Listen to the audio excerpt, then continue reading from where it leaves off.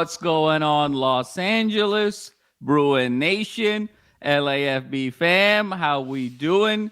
The Madman here, back together with the great Silver Fox, Mr. Wayne Cook, for all of your UCLA football needs. And obviously, the man next to me needs no introduction, the original Trojan Slayer, the great Mr. Wayne Cook. Wayne, so thrilled to have you on. As we talked offline and earlier this week, look, if it ain't broke, don't fix it. We're keeping the superstition of having you on immediately after these wins to keep the good flow and the mojo going here. But great to see you as always.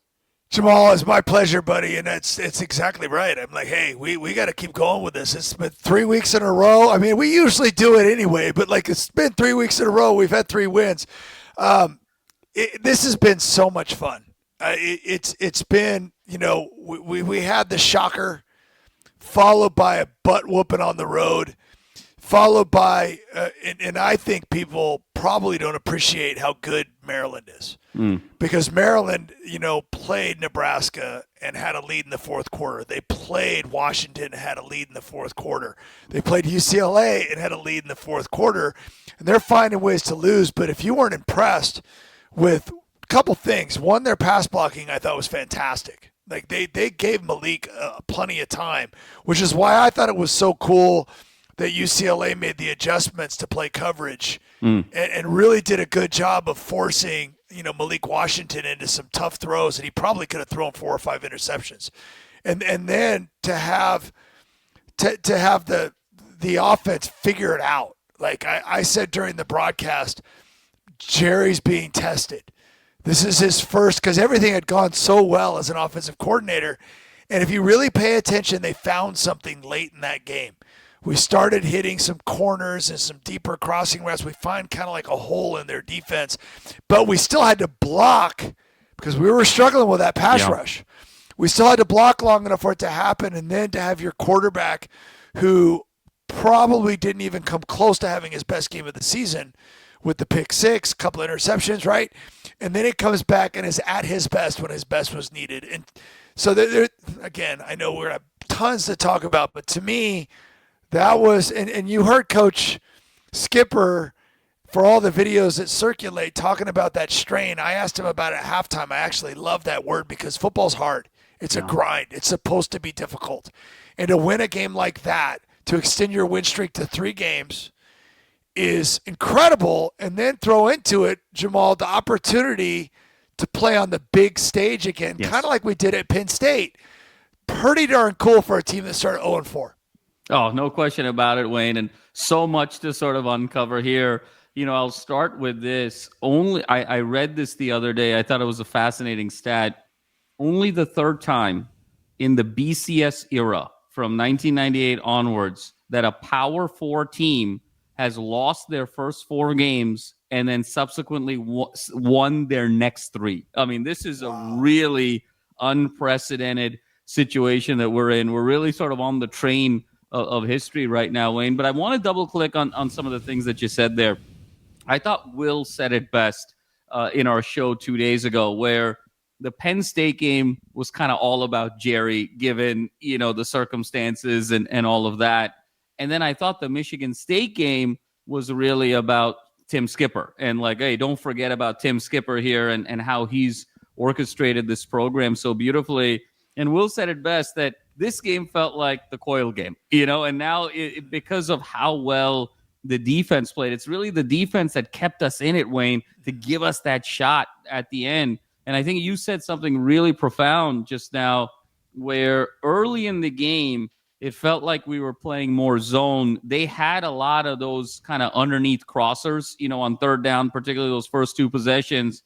That all sort of went away with more kind of man-to-man and tighter coverage. And we really tightened the screws on Maryland. And what I thought was so fascinating was, even though the line didn't get a sack in this game, Maryland just could not run the ball. Right. And both of their red zone possessions, Wayne, there was that second, before the pick six, there was that 2nd and goal from the 2. They threw it 3 times in a row. They just didn't have confidence to run the ball, nor did they in their earlier red zone drive. So I thought the defense was absolutely phenomenal.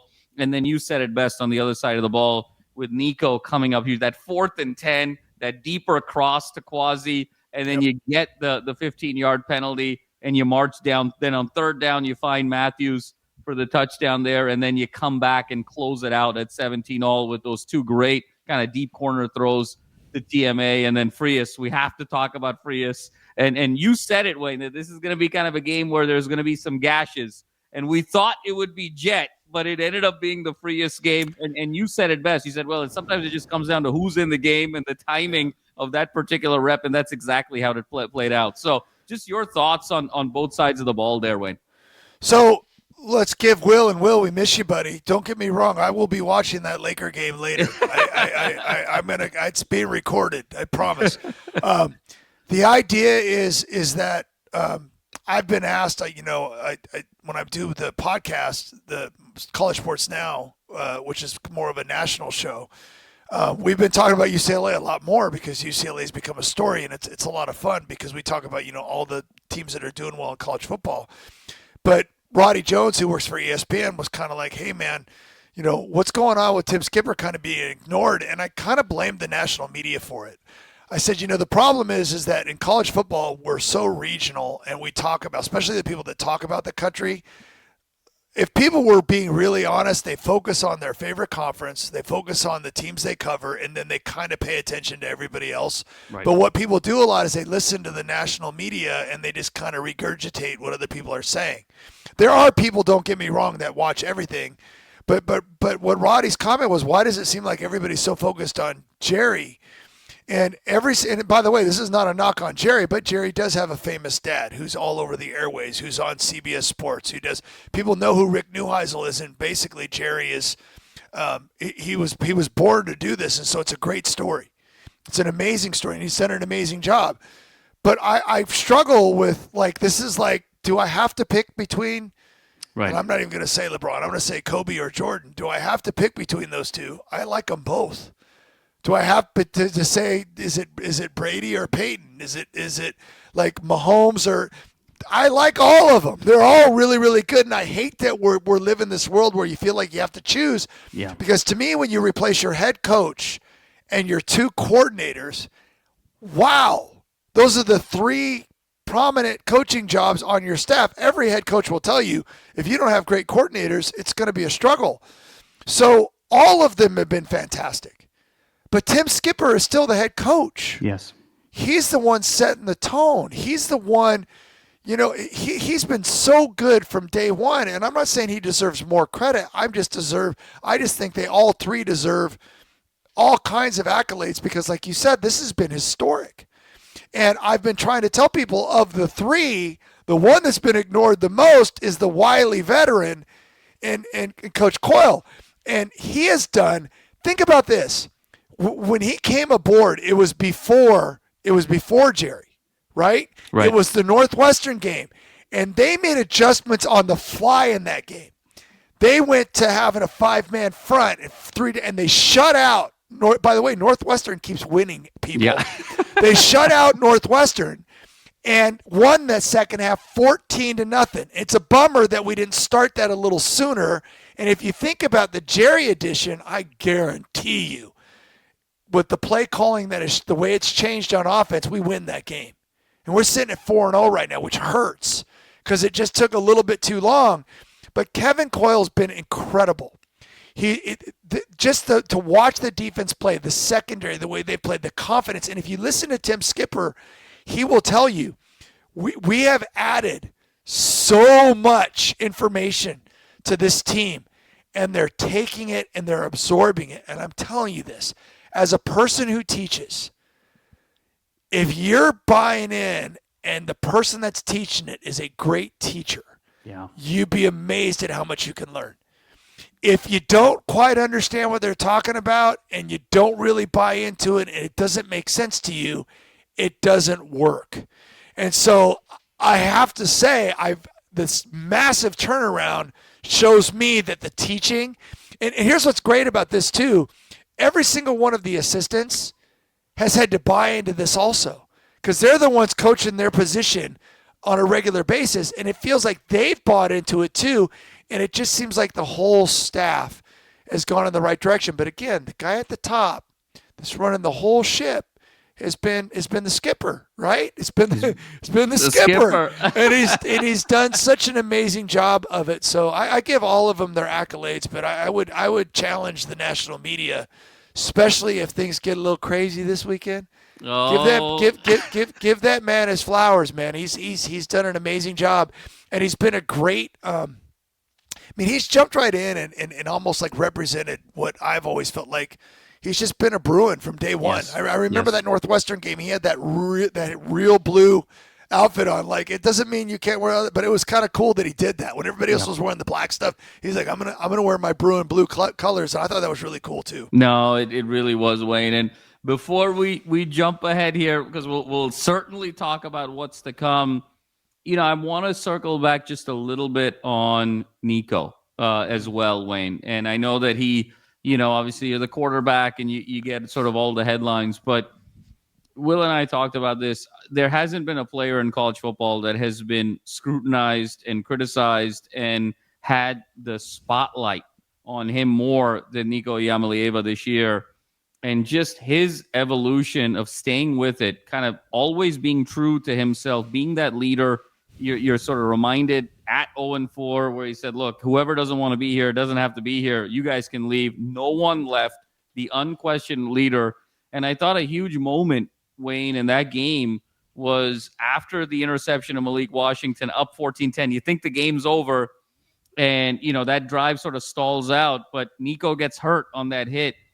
And just watching, Wayne, the team's reaction to him on the ground. And it was just sort of this collective look of concern and fear, and everyone sort of galvanized to him on the field. It was incredible to watch. And then with him kind of getting up and walking off on his own power and then ultimately leading the team to that dramatic victory. But just the reaction of the team, Wayne, I thought was so significant. It was a moment for me. I've never played organized football. You've played it at the highest level. But for me, from my positionality in the world, that showed so much leadership and just like what he meant to this group as the ultimate sort of alpha, and how everyone has sort of galvanized around him and how this season plays out. I'll always remember that moment of how this team sort of rallied around him when he was hurt and what he truly meant to the team. And so any thoughts you have there, Wayne? You've been in that seat as the man on the UCLA Bruins, the starting quarterback, just what that perhaps meant to you and any insights you can share that I wouldn't be aware of. Well, first of all, that's really well said. And I will say this from my standpoint, one of the things that I've always detested is that guy that's more about himself than the team. And I won't name names, but over all the years I've been at UCLA, there's been way more of those guys than you would like to think. And some of them have been quarterbacks, and some of them have been they're kind of selfish players. Like, yeah, they play hard, but it's more for their glory. I don't feel like I don't feel like Nico cares about his stats. I don't think. I mean, he's probably pissed off he threw a pick six, but he just kept playing. When UCLA was 0-4, I never once heard him complain. He talked to the media every time. The part that you talked about, one of my favorite little, listen, if you don't want to be here, go. I played on some bad high school teams, I can promise you that, and it used to drive me crazy. How many players, which by the way were, sorry Newbury Park people, but I'm not talking about you, I'm talking about people that aren't you. But there was a lot of people that blame people that they should have been blaming themselves. Oh, it's the coach's fault, which, by the way, was my dad. And it was this person's fault and that person's fault. And then because I was the guy that scored all the points in basketball, we had players on our previous year's team going, oh, Cook just shoots the ball every time. Well, I'm shooting 50% from the field. These guys are shooting 30%, and I'm better than they are. Of course I'm going to shoot more, and I want to win, by the way. And there's a lot of loser mentality out there from people, and you see it at all areas of life. And when you see a winner, it doesn't always mean that they're winning. Well, Nico was a winner when this team was 0-4. Because I'm telling you, I told people this is not Nico's fault we lost those games. There was a whole lot of other stuff that was going wrong, and that guy was getting beat up. He was in an offensive system that wasn't working. We weren't even trying to run the ball. There were so many things that were going against him, and he was just like, man, I'm just going to keep playing. So that, to me, is so respectable. So that's like almost like the mental part of the toughness that I love about Nico is that he keeps going. He's had a couple of games like Michigan where he's been off. He starts the game out, he's throwing low, and he's not. And I even said this, and Nico, this is something that like this is so great about you is I know you're going to get better. He can be inconsistent with his accuracy. But man, when they needed him to throw perfect balls like the one to Mikey, that was such a good throw. Oh yeah. I mean, he was open, but man, it was just right on the money. Mikey, if he would have dropped it, he would have had to leave the stadium and never come back. Like it's like he threw some balls at the end, whether it was to Quasi or Titus, that were so darn good, right when you need them. And that's like to me, that's the ultimate. Like we're gonna make mistakes in sports, but man, when you need to make that play. And you can, not everybody can do that. Some people can put up great stats, and then when they need you the most, then you fall apart. He kind of did the opposite. So I love that. And so that's all the mental stuff that I've been impressed with. And then you throw in the I was hurt. Yeah. And I mean, trust me, I can relate to this because if anybody knows anything about my career, I was always hurt. And I mean, from knee injuries to elbow issues to, I had all kinds of issues. But man, I wanted to play. I mean, I played a whole half against Washington State with internal bleeding, and I didn't want to leave the game because I was like worried I was going to let down the team. And then finally, when I went to the hospital and I'm peeing blood, I felt like, okay, at least I have an excuse for not playing. I mean, I couldn't breathe, and I kept going back in there. We actually had a touchdown drive because I wanted to play so bad. And even the Rose Bowl that I played in that, didn't turn out great, that was a couple weeks later. I mean, I was beat up. I was injured. You play sick. You do so much that not everybody always knows about. I promise you Nico's been sore this year. He's been tired. He's been beat up, and so have other players, by the way. And you look at Anthony Woods as another great example. Like, he wanted to play in this game. Even though I think it's an ankle, I'm not 100% sure, but even though he's not healthy and a guy that's electric like he is, when you have an ankle issue or a leg issue, it hurts. But, man, he was distraught that he couldn't play. So when you see what Nico's doing, right, and the way he came out of that tent, like one of my buddies was like that Willis Reed moment, like for the old people out there. And you're just watching him, you're going, oh, we're going to win now. Like, and that's kind of how it felt when he came out and went back on the field. So I know it's a long-winded way of saying it, but you have the mental toughness part of it, and then you throw in the physical toughness part of it, and you have that guy. Like, we look around the country right now and think about the Diego Pavias, and think about the Haynes King, and think about Sam Levitt for Arizona State. Those are guys that are just football players. Yeah. Like, they're just football players. And I feel like Nico's just a football player. He's going to get it done somehow. And so I love it. And we're lucky to have him. We are, Wayne, indeed. And so we now march forward here, Wayne, and we're upon a very unique situation here. First of all, I'm just loving the national attention that UCLA is getting. The fact that we're on Big Noon Saturday, the Fox Showcase game. Yeah. It's been publicized as the country's hottest team against perhaps the country's best team. And we're sort of walking into the juggernaut here, Wayne, that is number 2 Indiana. They've sort of steamrolled their schedule. I thought it was very interesting and very well played by Curt Cignetti earlier this week. I'm sure you saw it, his opening press conference. Cignetti, arguably pound for pound, probably the best coach in college football right now in terms of what he's done at Indiana is just absolutely staggering.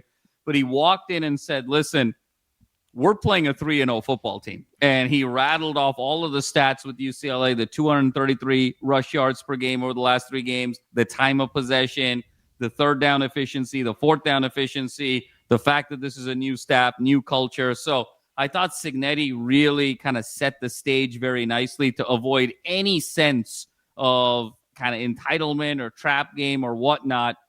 Having said that, Wayne, we're walking into arguably this and Ohio State, the 2 hardest games on the schedule by a significant margin. Indiana has basically boat raced everybody they've played, including Oregon in Eugene. The one game that they struggled with, Wayne, a little bit was that Iowa game on the road. And they were coming off a huge emotional high after that huge win against Illinois where they won 63-10 and kind of took that monkey off their back a little bit of not winning the big game. That was a little bit of the narrative last year with Indiana. They sort of won all the little games, but they didn't win the big game. That sort of shed that moniker. I think they were emotionally a little high, and Iowa almost clipped them. I thought Iowa did a great job of stopping the run in that particular game. Fernando Mendoza, who right now pound for pound is the leading Heisman candidate, had his worst game, only 56% completion, which was way below his season average. Iowa controlled the time of possession, kind of muddied up the game, stayed with the run themselves, even though they couldn't do it. So there's a lot there that maybe we can take. Now we're going there. We got those two huge receivers in Surratt and Omar Cooper Jr. that are going to be an absolute handful, and Mendoza's just peppering the ball all over the place. This is going to be the ultimate test. But Wayne, your initial thoughts of this matchup and where the Bruins can maybe take advantage in these creases? I first of all, everything you said is perfect. Cignetti's been amazing. Like he's been amazing, and he's kind of been fun too in the ways that he does things. And by the way, I'm not shocked at all because he should look at UCLA like they're a 3-0 team. This is not the same team that was playing at the beginning of the year. So that's how they should look at UCLA. And they also just played a common opponent. Like we've both played Michigan State at the exact same score. Only difference is we played them on the road. They played them at home. And I don't know about you, but I saw the game, and Childs looked a lot better against them than he did against us. Yes, no question. So, like, I saw some opportunities maybe to throw the ball. I saw that. I mean, I still think the run game has been one of the biggest aspects of this turnaround. I think UCLA realizing that even the guy that was fourth on the depth chart, and I've always liked Anthony Frias. Like, I just love the way he works. I love the way he plays, and I'm so excited that he's getting the opportunities. And him and Berger, and then you hear practice reports like Woods and Jet are both out there, at least. I don't know how hard they were going. We don't know. But the idea is that, like, we have 4 solid running backs. Yeah. And we have an offensive line that under the Jerry Neuheisel play calling has been way better, right? It's just been, I trust me, play calling affects those guys. It really does. It gives, you if you're just letting guys pin back their ears and pass rush on every play, it's hard. But when you can do some run blocking and pass play, mix things up and get them guessing, it changes what those guys do. So I'm sitting there looking at the game and I'm going, listen, we both played the same team. And I actually thought, because remember, Michigan State got points late, right? They scored early and then they got, and I mean, I just feel like Michigan State, I want to say it was up 10-7 in the first half. They were up 10-7. Yep. Like, it is what it is. And Cignetti talked about it. He didn't like it was a slow start and it was whatever. But before that, playing Illinois the way they did, and Illinois is still a good team. Iowa, yeah, they struggle, but that's a win on the road. And then you talk, is that on the road or at home? Iowa was on the road. On the road. And then Oregon. I mean, like, that's a 3-game stretch that you have to go, okay, yeah, that's pretty good. You can't really give the whole, Indiana hasn't played anybody. No. They played, and they actually recently beat a team at their place that they thought, a lot of people thought with Dante Moore and company would be the best. And by the way, Oregon didn't, go away. Yeah. They just scored 50-something against somebody else. Yeah. They bounced right back. Totally. That's still so, but the Michigan State game, and again, college football is crazy. First of all, athletes with confidence are dangerous. UCLA has already proven. The Penn State game showed what they could do in a big matchup. And who cares what's happened since then? At that point in time, that was before a team's spirit got crushed. Yes. That was a team that still had plenty to play for. Okay. Now you throw in the Maryland game, which again, athletically, in my opinion, quite a bit better than Michigan State. Like you could just feel it on the field. They were better. They were bigger. They had more length. They were faster than Michigan State was. And so that was a test. And that team hasn't exactly, their losses have been close. Every one of their losses have been fourth quarters where they've had the lead. So that was a good test. So we're going to this game and I think we're fairly healthy. I feel like we're going to have our guys. So I don't know, man. I love the way, listen, Roderick Pleasant, and it's embarrassing that I don't know if you saw after the game, I swear, and I have these moments where I have a brain cramp, but Roderick's walking down the hallway, and I'm talking about turnovers, and I was talking about Scooter, and I saw the 8, and I tried to meet as many of these players as I can at camp, but some of them I miss, and then they have helmets on all the time, right? And Totally. I said Roderick, and he goes, I'm not Roderick, and I'm like, oh my God. And he goes, oh, I'm not. He didn't say I'm not Roderick. He said I'm not Scooter. Because I'm like, and then it's like, I'm Roderick. And I'm like, oh my God, Roderick. I go, we talk about you all the time. You've been so good. So anyway, I felt dumb, but then we talked afterwards, even after the interview. And I feel closer to him now. It was an opportunity to meet him. But Roderick has been great. Oh, phenomenal. He's been a lockdown corner. And to take a guy with that kind of speed and have the skills to cover, I think that since Coach Coyle took over, I think Cole Martin and Key have been awesome. Yes. Jordan's been good on the other side. Like we've done, Scooter's been really, really good. Obviously, that interception was huge. Like, these guys have been great. Our linebackers, I think, have been solid all year, but now they're attacking more. Yeah. They were making a lot of tackles, and again, we're good 4 deep, right? When you add in Donnie and you had John and you add in Jalen and Chisholm. Yep. And Chisholm, those 4 are really, really good. And now you're throwing in Scott Taylor and Walls, and we're just seeing all these athletes on the field. I think the defensive line's been better. It's just been way more aggressive.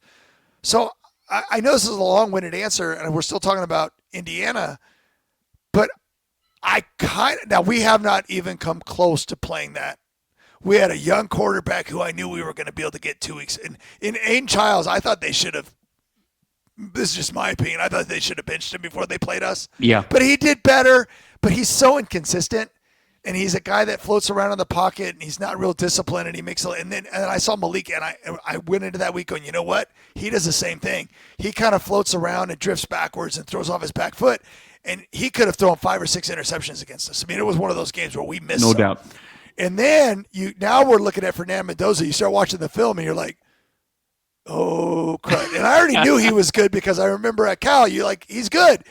But in that system with Surratt and Coleman and the rest of that group, man, does he distribute the ball the way it's supposed to be. He steps up in the pocket. He moves forward. He is capable of using his legs if he needs to. He doesn't, jump off the page as the best runner, the best thrower, he doesn't have the strongest arm. What jumps off the page is how good he reads defenses, how he gets the ball to the right people, how quickly the ball comes out, how accurate he is. This is what, in my mind, what a quarterback's supposed to look like. And then you throw in, we already know, last year was the same way. This offensive system is fantastic. And so they do so many things well. And so it's going to be a big test, but I kind of want to make him a thrower. I'm okay with that. I want us to keep being good against the run. Yeah. And I want to let these DBs see what they can do. They're tough matchups. I thought this last year too. Surratt's a guy that we don't talk about enough. Elijah is big. He's athletic. He's a player. He's kind of like what I envision Rico Flores kind of being the more he gets healthy. And because he's not quite as, I don't think Rico's quite as big, but he's kind of got that body and the way he moves and the way he finds space and stuff like that. I think that's that type of receiver. But I just think UCLA is going to try to be great against the run, see what happens in the secondary, see if we can slow them down. We might need a turnover or 2, I think probably is going to be a key. And then on the other side of the ball, I think we're going to need a little bit more of Nico in this one. Yeah. I mean, I want to, and which has been hard because we all know that they've been spying him. So his Penn State stuff isn't happening because there's been someone there. You still might need to make the spy miss. Right, you may need to take off, and do some things that are a little bit extraordinary in a game like this. And so, I think keep trying to run the football, spread it around to the different receivers, get the ball out quick. But we might need Nico to get 50, 60 yards and maybe score a touchdown with his legs. I think that would be something that would be crucial in this game too. No, it makes sense, Wayne, to kind of keep them off balance. I want to ask you this because you've had such unique access, to your point, to the team, and I think you're really starting to build a sense of where their headspace is kind of going into this game as well. You talked about the emergence of the DBs, and we're seeing it. They're just playing with a different level of confidence. It's more physical. They're not giving up space in the same way. They're not giving up inside leverage. And it's just been a sight for sore eyes for so many years because, the secondary has always seemingly to be an issue with our program over the last 8 to 10 years. Let me ask you this. Given this duo of Surratt and Omar Cooper Jr., it's these two and then those two monsters at Ohio State, I would say, and probably the two monsters at SC, they're all kind of in one group, Surratt is the bigger one, to your point. 6'4", 6'4.5". He sort of reminds me a lot of Mike Evans, Wayne, in the NFL. He just kind of has that catch radius, that physicality to him.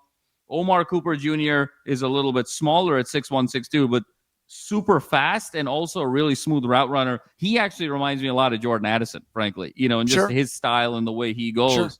Given who those two guys are in terms of their style, in terms of their body, which corner would you want on each guy, given how our guys have played? Yeah, I don't. You really can't do that. Like, you know what I mean? It's really hard to just have a corner chase someone to all their. So that's not going to be. They're going to both get them. You have Jordan's taller, right? You have Pleasant, who's going to be faster. Okay, but they both can move.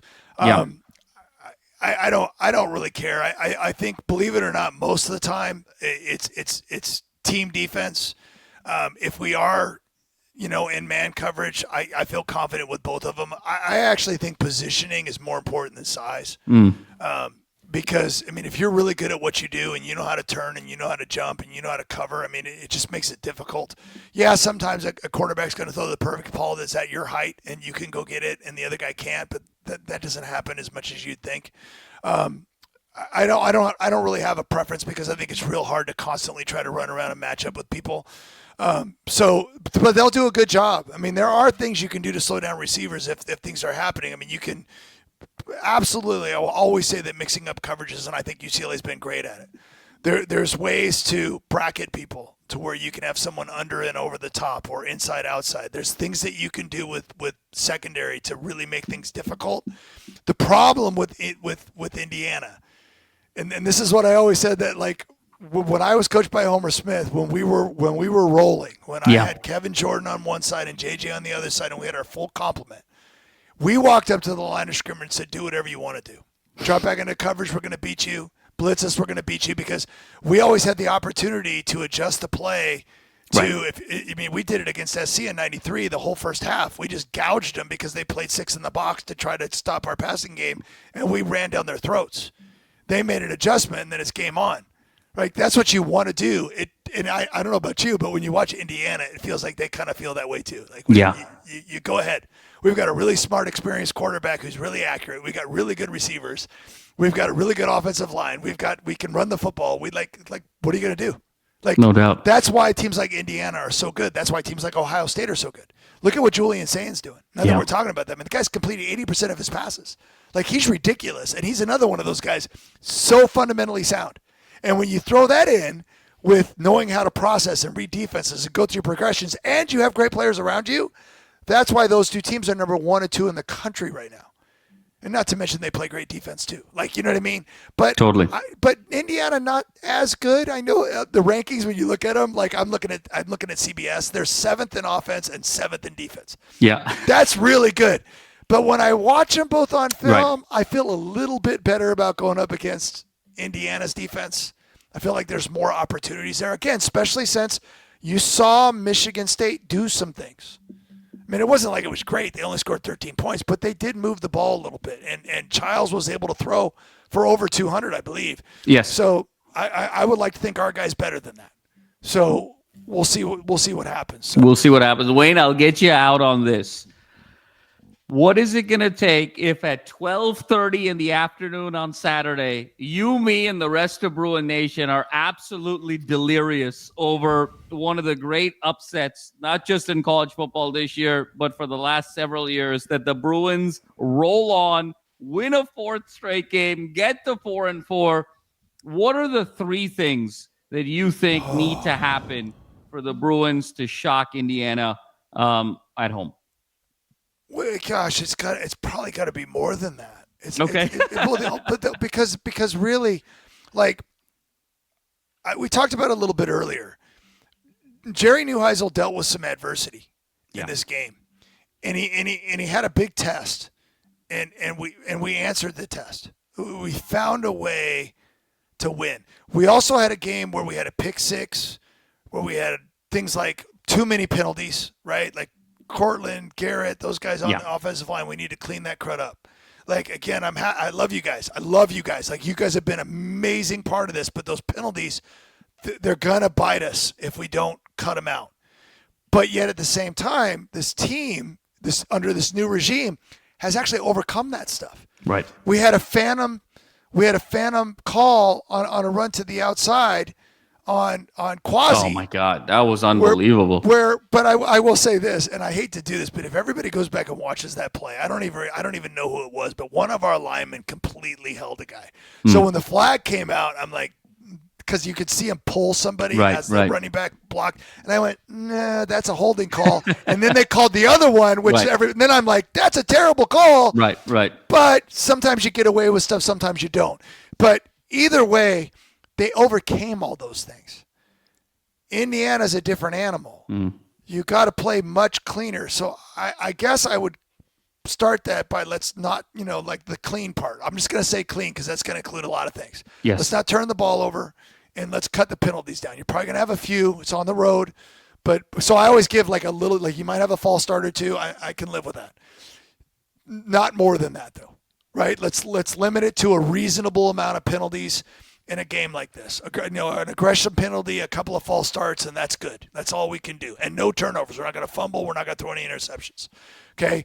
Try to limit negative plays. We saw against Maryland the punting game mattered. I thought that Will was really good. And even Tim Skipper, the guy said, well, there was one back kick, and he goes, no, that was a pass rush, and he got it off, and there was a good rush, and he got it off, and he goes, that may not have been a good kick yardage and height-wise, but the fact that he just got it away, and I said, okay, coach, I'll back up on that. You're right. That was coming out of the end zone. But after that, it was kind of like the kicking game mattered. Right. So, like, that matters. Having Mateen Bagani matters. Like, he was disappointed he didn't make the 56-yarder. I love that because he wants to make those. He missed it by a smidge, I know. too. And he had another 5 or 6 yards, too. Totally. But like, all of these little things, like, we got to make our kicks. We got to punt well. We got to cover well. Like, Carter Shaw, I thought, like, as a receiver that can run like the wind, like, he's out there busting his butt on the cover teams. I'm like, man, number 14 is down there every time. Yeah. And so I love that. And the rest of the cover guys have been great too. So just a clean game. Okay, that'll be it. I already said this, but I think Nico might need to be a little bit more special in this game. I mean that, like, be a true dual threat. Let's hope that all the bruises, go in the cryogenic chamber, ice baths, whatever you need to do to be healthy. I think that's going to matter a ton. And then, to be honest with you, like, it's got to be our best defensive effort of the year. Yeah. So and I'm leaving out simple stuff like run the football because I say that all the time because I think that's huge. But the defense has to tackle. Like, they don't throw downfield as much as you'd think, right? It's a lot of underneath stuff. And so, like, if they're going to complete passes, and they will, they're not going to stop completing passes. We have to tackle. We have to make things happen, and then I'll add, it would be nice to get a couple of turnovers. I think if we can get a fumble and an interception or 2 fumbles or something like that can happen, especially when you're in a road game. I mean, turnovers are huge in sports, man. And if you can win that turnover battle, like, that means we're not going to have any, and then we can get 1 or 2 from them that could, be a momentum swing or something that gives us a short field or even, a scoop and score. Like, something like that might need to happen in this game.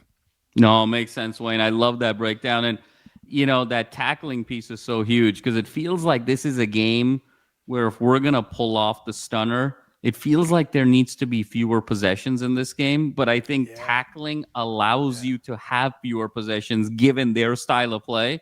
Like, if there's a couple of these 13, 14, play drives where they're just sort of methodically moving 6-7 yards, but you're limiting the big play, and then you tighten in the red zone and you find a turnover or two, and on a one drive, a 7 becomes a 3, and another drive, a 7 becomes a 0. And now you look up and each team only has 7 possessions the whole game. that's, I think, kind of a recipe, to your point, for us to stay in it and take it into the fourth quarter and then see what happens. This is interesting because I've been hearing, and Coach Skipper told us this too. There's more contact happening in practice, and I think since Coach Skipper's taken over, it feels like the tackling has just been better. I mean, almost immediately. So that's good. And then I question for you, because the more I think about it, the more we're talking and going back and forth, I started formulating like, wow, like Indiana scores points. Yeah. Which is why the 42 and the 38 points were a lot better than the Maryland game, the 20. We don't win if we score 20. Right. Do you have a number? I think, Wayne, we're probably going to have to be right around 35 for me. I think if we could get to 34 and above. Could you say that 28 would keep it where we're like possible? Like, you know what I mean? Yeah, no, totally. I think 28 keeps it possible if we tighten in the red zone. We get a couple for some of those field goals, like you said. Yeah, exactly. If it's a world where it's like 34-28, and we have the ball at the end with a chance to steal it, that's 6 scoring drives, for them. 2 of those scoring drives are kind of half stops. Maybe you got a turnover or 2. So they really sort of moved it over 8 possessions, but they're sitting at 34. You're at 28 and you can steal it. Feels like a mid-30s game. So Jamal, like, I love where we're coming here, because like in my mind, like that's why like Nico's legs are going to matter, because if we want to keep the ball out of their hands, running the football, controlled passing game, I don't know if we take as many chances as we should. Like the downfield throws came late against Maryland. It felt like it took a while to get there, but the blocking was a little bit of an issue because their pass rush. But like if we can run the ball, like hopefully we have more of our running backs healthy. Like, I don't exactly know 100% what Jet's injury was, but he wasn't wearing his helmet and he wasn't limping, so I can guess. So if he's okay and able to go, that adds another element and another body and another really quick, different type of back, because Jalen's turned into our power guy. Frias is kind of a, he's the mini refrigerator, right? Yeah. He's another power guy. And then we have Jet and hopefully Anthony too, that gives us a little bit more of the shiftiness and all that stuff. But if they run the ball, we're controlling clock. Some of those long drives that we experienced against Michigan State and Penn State, it wasn't happening as much. You want those drives where you keep them off the field, and then if Nico can find a way to extend a 3rd and 5 and have to scramble and get a first down, a 3rd and 7 on another drive and scramble and get a first down, those extra 2 or 3 plays, even if you still have to punt, but you get, instead of punting from your own 20, now you're punting from your 45, and you're playing a field position game. But on the other end, what you don't want is to not be able to stop Indiana and remember the beginning of the year, it's like, oh my God, that was Utah just had a 13-play, whatever it was, 14-play drive that took a whole quarter. Right. Like, you can't do that either. And Indiana's a type of offense that can do that. Yes. So like that part of it, I 100% agree with you. Like that, being able to control the clock on the offensive side of the ball, I think will help the defense, and it'll also, be a huge factor in the game because now they don't have the ball as much. No, it's such a great point, Wayne, because I've seen a lot of Indiana football over these last 2 years. I know you have as well. They'll start slow from time to time, but slow kind of means the opening team kind of gets a touchdown in like 2 minutes. They come back in 2 minutes. Another team gets a field goal, and then they come back and get a touchdown. It's like 8 minutes to go in the first quarter, and it's 14-10. And that's, I think, where you don't want to be, because there's sort of a horsepower there where eventually you're going to fade and they're going to keep scoring. And that's how these scores become kind of non-linear very quickly with Indiana. And the last thing I'll say, Wayne, is for as good as Mendoza has been, and it's so ironic, right, that Mendoza, Dante Moore, was sort of Indiana, Oregon, and then 2 years ago it was Chip's last game at the Rose Bowl with Cal and UCLA, just the wild world of college football that we're in now. For as great as Mendoza is, and he's great for all of the reasons that you described, the one thing I see from time to time is he presses a little bit when they don't have the ball a lot. He's one of those guys, because he's such a rhythm thrower, to your point, he's one of those guys like in the NBA, you're kind of like a volume shooter. You get better with more shots up, and he gets better with more attempts and more reps as the game goes because it's just flowing for him. He reads the defenses. There's the pre-snap. He gets the ball out quick.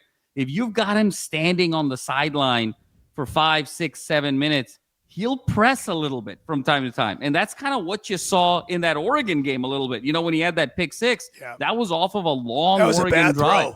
And that was a bad, exactly. He really spins it. I like it, but every once in a while, like even in the Michigan State game, he'll have a throw where it just doesn't look like it comes off his hand right.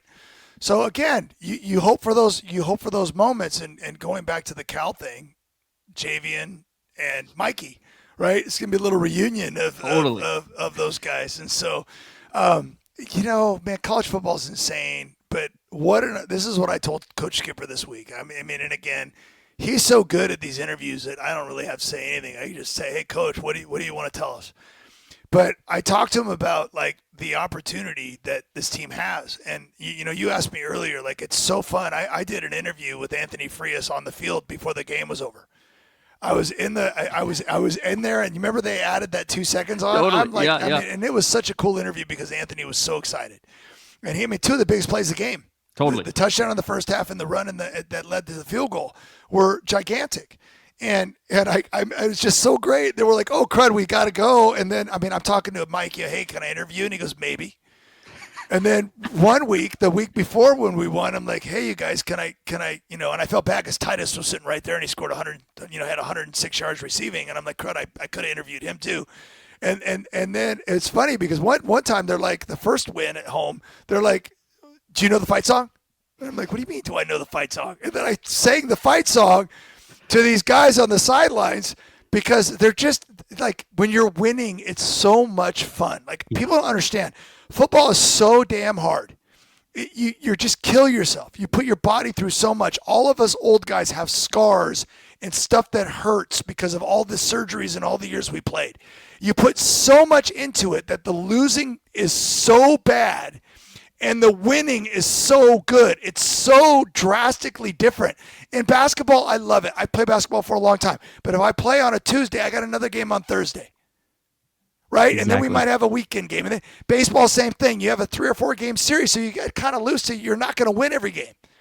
So to me in football, it's just so intense. And you put yourself through so much. And that's not belittling any of those other sports. They're amazing, and I love them. But Garrett DiGiorgio, I'm going to mention you. I'm going to mention all the offensive linemen because I love you guys. And I love seeing you after the games after you win because those guys are as happy as anybody. And so it's like I just want to look forward to more and more of these moments. Who knows what's going to happen? But, man, I'm excited for the opportunity, and I know they are too. Oh, Wayne, we're on a ride here, and let's just enjoy every moment.